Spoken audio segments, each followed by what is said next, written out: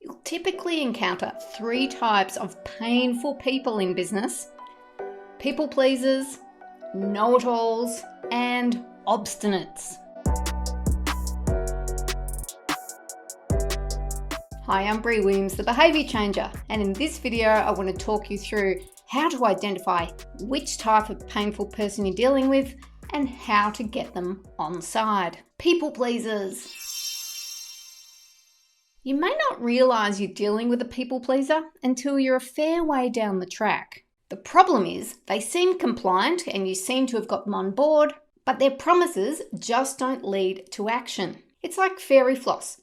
Great at the time, but empty on calories. Dealing with people pleasers is exhausting because you can never trust that what they say will actually be delivered. That means you're always having to check back in on them and micromanage them to make sure that what you need done is actually done. Now let's talk about know-it-alls. Know-it-alls think they know best, and my goodness, aren't they happy to tell you all about it? It can feel like you are dealing with a wall of words because they specialize in bamboozlement. The propensity for them to bamboozle can be exhausting and it's very difficult to deal with. They tend to throw red herrings everywhere and give you unnecessary detail, which is their way of trying to maintain control. The difficult thing with these know-it-alls is that they are often very smart and their ego gets in the way.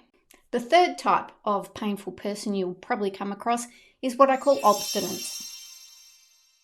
Obstinate, stubborn types are unwilling to listen to what you have to say, let alone even contemplate changing what they're doing. They are either unwilling to see the problem, or if they do see the problem, they tend to get defensive and shut it down. Where people pleasers bulldust and know-it-alls tend to bamboozle, obstinates tend to bulldoze. You get exhausted dealing with an obstinate type because they don't hear you.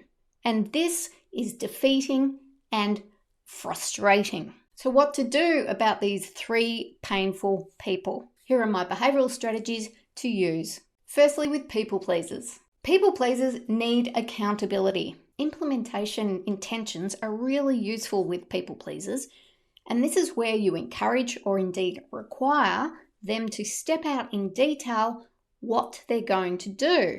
And it's best if they focus on specific, small, and simple steps. Now, because people pleasers don't like to disappoint you in the moment, sure, they might disappoint you down the track, but that's a completely different issue as far as they're concerned. It's helpful to finish what you're talking about by asking, is there anything standing in the way of you doing this? If they say no, there is nothing standing in the way, and frankly, this is most likely because they are people pleasers, they want to please you, then this puts an internal psychological pressure on them to actually follow through. But let's just say your spidey senses are going off and you think that they're just telling you what you want to hear. There's a way of framing the question so that you are actually opening them up to fessing up and pretty much putting things on the table. Now, we can do this by framing it as a favour to you for them to share their concerns. Something like, I'd really love your help troubleshooting this. What do you think might stand in the way of us achieving this together? So again, the challenge with people pleasers is holding them to account and helping them make themselves accountable for the action.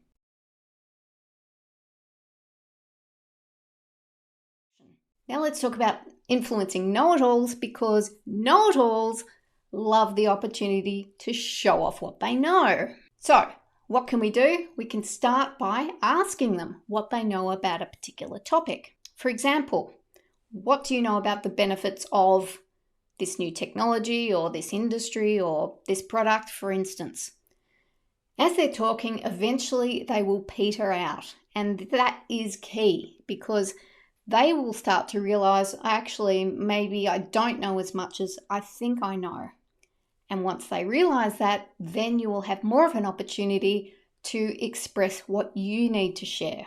With know-it-alls, it can also be really helpful to pose a problem rather than propose a solution. So something like, for example, if you're in my position, how do you think we would be best to communicate this issue I've noticed our team is facing? By prefacing it by in my position, you then have license to bring them back from the assumptions that they've made and tie them back into your perspective, your point of view, because they won't have all of the information sitting where you are sitting. And again, what you're doing is helping them identify that there's a gap between what they know and what you are talking about.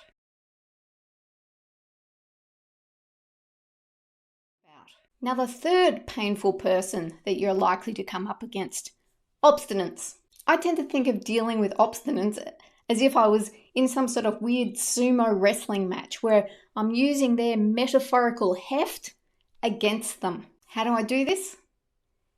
Here's where I have to say goodbye if you're not already a member of my Just Do This program. The rest of the video, which deals with how to deal with obstinate people, is available only to members. I'm not sure it's for you, but if you are curious about what Just Do This has to offer, please visit briwilliams.com.